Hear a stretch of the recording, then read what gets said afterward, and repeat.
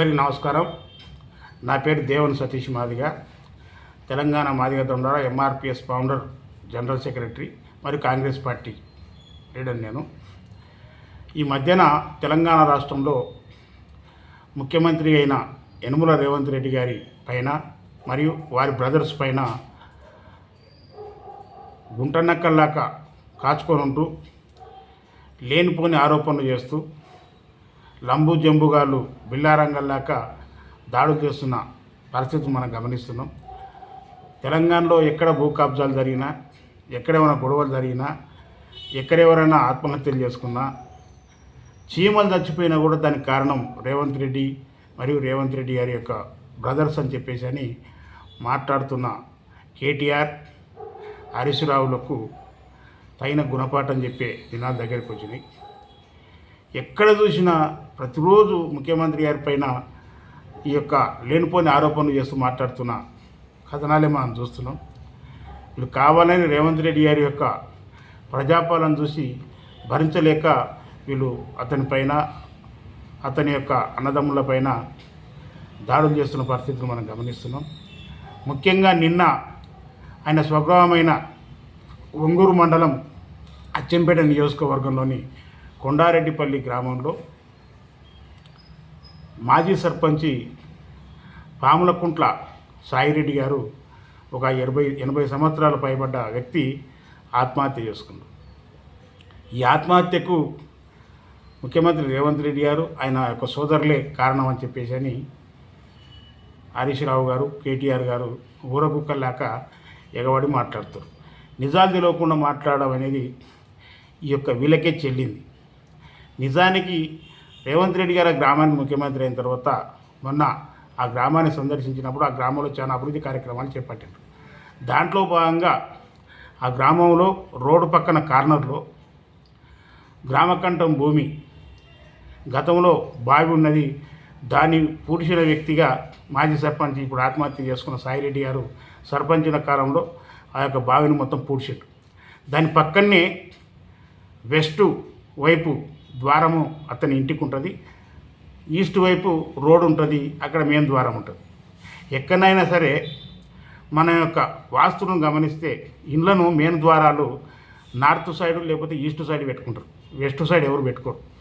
కానీ west side ఈ బాయిబొంద ఉండి దీన్ని పూడ్చడం వలన అది ఓపెన్ ప్లేస్గా చాలా పెద్దగా 200-300 గజాలు ఉండేవరకల్లా ఈ ప్లేసుని నేను ఎట్టయినా సరే దక్కించుకోవాలని చెప్పేసి అని ఒక కుట్రబుద్ధి కలిగిన సాయిరెడ్డి గారు 40-50 సంవత్సరాల నుంచి ఆ భూమి అట్టే ఉన్నది. అయితే మొన్న ముఖ్యమంత్రి గారు రేవంత్ రెడ్డి గారు ఆ గ్రామానికి వెళ్ళినప్పుడు ఆ ఖాళీ స్థలంలో ఆ గ్రామకంఠం భూమిలో వెటర్నరీ హాస్పిటల్ను నిర్మించడం జరిగింది. అయితే వెటర్నరీ హాస్పిటల్ నిర్మించడం వలన దాని వెనుక భాగానికి ఇతని మాజీ సర్పంచ్ ఇల్లు అయింది.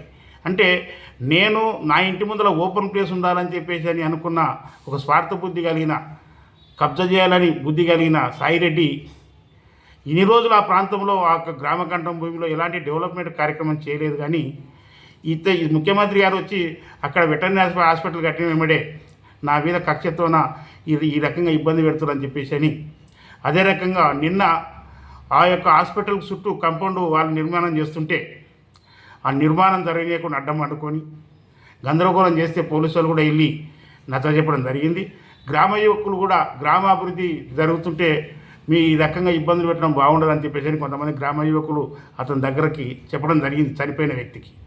అయితే వీళ్ళు మన ముఖ్యమంత్రి గారి వారి బ్రదర్స్ యొక్క అనుచరులు అని చెప్పేసి అని చెప్తూ ఆయన ఒక సూసైడ్ నోటు, ఆత్మహత్య చేసుకుంటూ సూసైడ్ నోటు రాసింది. నా చావుకు ఈ యొక్క బ్రదర్సే కారణం, ముఖ్యమంత్రి గారి బ్రదర్సే కారణం అని చెప్పేసి అని మాట్లాడుతూ నేను ఒకటే అంటున్నాను, ఈ చనిపోయిన వ్యక్తికి ఈ యొక్క రేవంత్ రెడ్డి గారే కానీ లేకపోతే ఆయన బ్రదర్సే కానీ ఫోన్లు చేసి చెప్పిండ్రా, ఫోన్ చేసి మాట్లాడినరా, లేకపోతే వాళ్ళు ఏమైనా పరోక్షంగానే కానీ ప్రత్యక్షంగానే కానీ అతను తిట్టిండ్రా, అది ఏవి కూడా లేవు అక్కడ. ఇంకొకటి, అది అసలు మెయిన్ రోడ్డు కూడా కాదు అతనికి. తన ఉద్దేశం ఏంటంటే వెస్ట్ సైడు డోర్ ఉంది నాకు కనుక ఆ యొక్క వెస్ట్ సైడ్లో నేను కారు తీసుకొని పోవాలని, నా కారు వదిలిపెట్టేదంతా జాగ ఇవ్వండి, పెద్దగా రోడ్ ఇవ్వండి అని చెప్పేసి అంటే, ఎవడన్నా ఈస్ట్ సైడ్ ఆల్రెడీ రోడ్డు ఉంది అతనికి, ఈస్ట్ సైడ్ మెయిన్ ద్వారం వైపు రోడ్డు ఉంది అతనికి. కానీ వెస్ట్ సైడు రోడ్డు వైపు నాకు ఓపెన్ ప్లేస్ ఉండాలని చెప్పేసి అని ఒక లేనిపోని కోరిక కలిగిన ఆ వ్యక్తి ఈ 85 సంవత్సరాల వయసు కలిగిన ఈయన ఒక ఇన్ఫియారిటీ కాంప్లెక్స్కు లోనై నేను ఇన్ని రోజులు కలలు కన్నా ఈ ఖాళీ జాగా నాకే దక్కుతుందని చెప్పేసి అని భావించిన అతను అది తనకు దక్కకపోయేసరికి గ్రామ అభివృద్ధి కోసం అక్కడ వెటర్నరీ హాస్పిటల్ను నిర్మాణం చేయడం వలన నా కలలు కలలైపోయినాయని చెప్పేసి అని భావించి ఆయన ఆత్మహత్య చేసుకుంటూ తప్ప అతను ఎవరు కూడా బెదిరించలేదు, వాళ్ళ యొక్క బ్రదర్స్ కూడా ఎవరు కూడా అనలేదు. కానీ ప్రతిపక్ష పార్టీలైనా ఏమో ఊర్లో గొడ్డు వస్తే పెద్ద బోధలు వాలినట్టుగా ఎక్కడ ఎవరు చచ్చిపోయినా దానికి కారణం ఈ యొక్క రేవంత్ బ్రదర్స్ అని చెప్పేసి అని మాట్లాడుతున్న ఈ ఊర కుక్కలు హరీష్ రావు, కేటీఆర్ మరియు ఈ దొంగ నాయకులు అతను వాళ్ళ మీద మర్డర్ కేసు పెట్టాలి, వాళ్ళని చర్యలు తీసుకోవాలి. ఇతని యొక్క సాయిరెడ్డి యొక్క ఆత్మహత్య కారకులు వీళ్ళే అని చెప్పేసి అని మాట్లాడుతున్న వీళ్ళకు ఇంకిత జ్ఞానం ఏమైనా ఉందా, సిగ్గులు అజ్జ ఏమైనా ఉందా? ఏమన్నా ఉంటే అభివృద్ధిలో పోటీ పడాలి తప్ప, అభివృద్ధి చేయడంలో పోటీ పడాలి తప్ప ఇటువంటి అక్రమంగా లేనిపోని ఆరోపణలు చేస్తున్నది అది వీళ్ళకే, ఈ బీఆర్ఎస్ నాయకులకే చెల్లిందని, ఈ యొక్క వీళ్ళ యొక్క దొంగల మాటలు నమ్మొద్దని, దానికి తోడుగా లగచెర్లలో జరిగిన సంఘటనను ముడిపెట్టడం, తన ఊర్లో ఇటువంటి సావులు జరిగినాయని ముడిపెట్టడం, ఎక్కడ ఏం చచ్చిపోయినా, ఎవరు తెలంగాణలో మానభంగాలకు గురైనా, తెలంగాణలో ఎవరు ఆత్మహత్యలకు గురైనా, తెలంగాణలో ఎవరు హత్యలకు గురైనా దానికి కారకుడు యనమల రేవంత్ రెడ్డి గారే, వాళ్ళ బ్రదర్సే అని చెప్పేసి అని ఒక దిక్కుమాలిన మాటలు మాట్లాడుతున్న ఈ దిక్కుమాలిన విధవలను వీళ్ళ పార్టీని బొందబెట్టాలి, ఇటువంటి నాయకులను తరిమి కొట్టాలని చెప్పేసి అని సతీష్ మాదిగా నేను విజ్ఞప్తి చేస్తున్నాను.